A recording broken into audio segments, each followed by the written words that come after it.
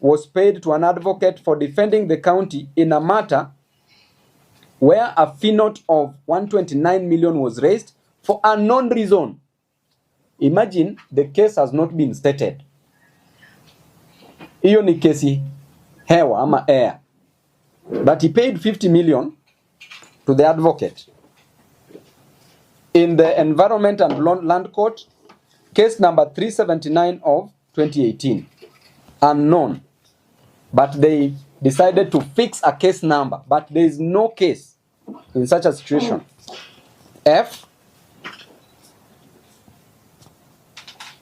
On 8th of May 2023, 70 million was paid to an advocate for defending the county in a matter where a fee note of 145 million was raised against the Kenya County, the county government's workers union. That is 2023. A further 70 million paid just to represent county government's workers union. While the county, remember, has a legal department where there are advocates who can do these works. Right? G. On 17th mwezi wa saba 2023, 30 million was paid to an advocate for defending the county in a matter where a fee note of 116 million was raised on alleged threats on county workers' pension fund. Just threats.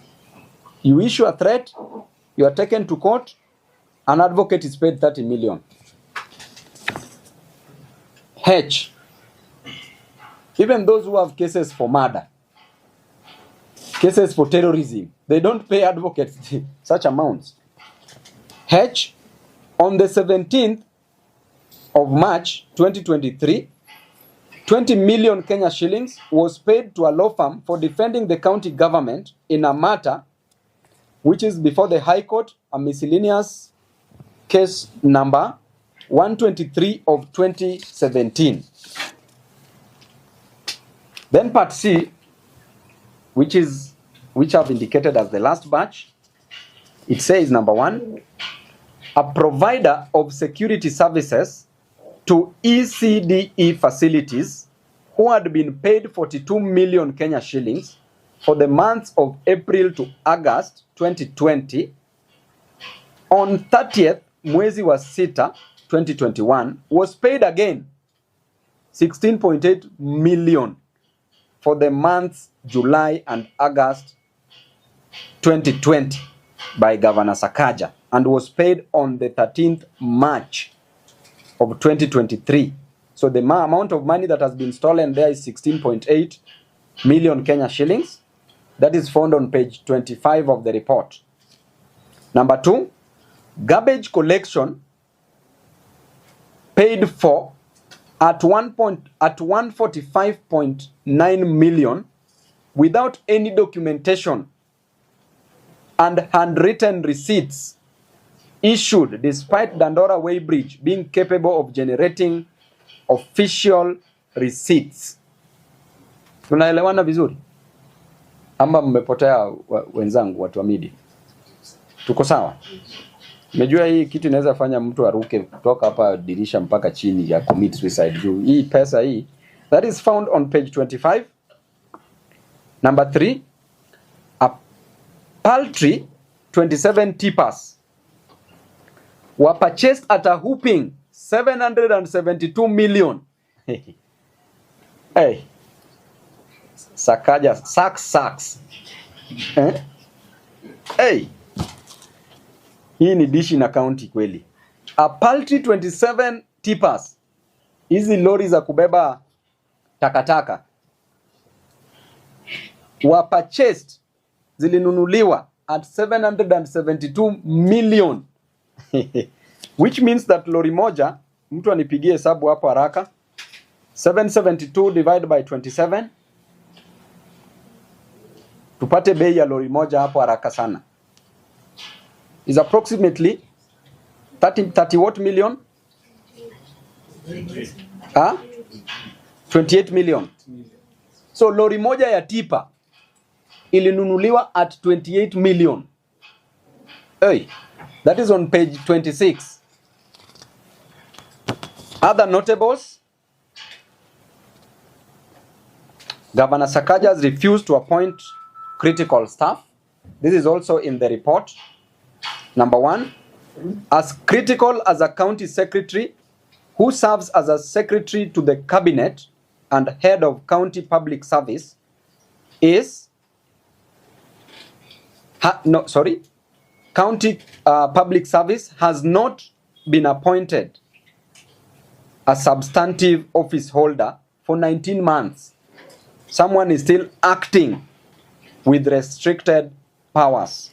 Number 2, on the 35 accounting officers, only 29 have been appointed 19 months down the line. The question is, aren't there enough qualified people in Nairobi to do the jobs? Why haven't we appointed the 16 remaining? Number 3, there is a case seeking to nullify the appointment of Sakaja's County Public Service Board members due to breach of the law. So that means clearly that he's a lawless man, as you can see. And therefore, Sakaja's state of the county was merely diversory. Number 1, the big projects, building primary school classrooms, which is not his duty as he was purporting and saying. That is a function of the national government. The big projects, building primary school classrooms, northern collector tunnel for water, waste to energy power facility, are not in the county government's budget, as he was saying that we will do them in this financial year. They are not in the budget. Therefore, he cannot do that which is not in the budget. Number 2, the county was running a budget of 42 billion with a development portion of 12 billion Kenya shillings. So the question is, where does this money go to? Because this financial year, clearly, Sakaja has only spent 400 million Kenya shillings. So where is the rest of the 12 billion? We are finishing our financial year in June. Number 3, as at 31st December 2023, end of financial year 2023-24, Sakaja had only collected 3.8 billion in on-source revenue. How can he lie that he collects the budgeted 19 billion on the on-source revenue? And if indeed he said that he collects that, then where is the balance, the deficit? Where has this money been taken to? Because he says that he collects money. So where is this money taken to? Number 4, Dishina County is getting funding from government development partners, from the national government, from the county government. And kitchens being built by the county government. Who is this so-called implementing partner? They've not been mentioned anywhere. Where and what is the contract between them and the county? That's a sensitive docket where you cannot say that you are in a contract with somebody and that contract is impliedly. The contract must be expressly. It must be put down on paper because that's a sensitive docket. We are dealing with children. We want Governor Sakaja to come out and account to the people of Nairobi on the specific resources budgeted for and entrusted with him from the equitable share of revenue, which is 20 billion Kenya shillings, on-source revenue of 19.9 billion Kenya shillings, and 3 other additional conditional allocations of 2 billion Kenya shillings.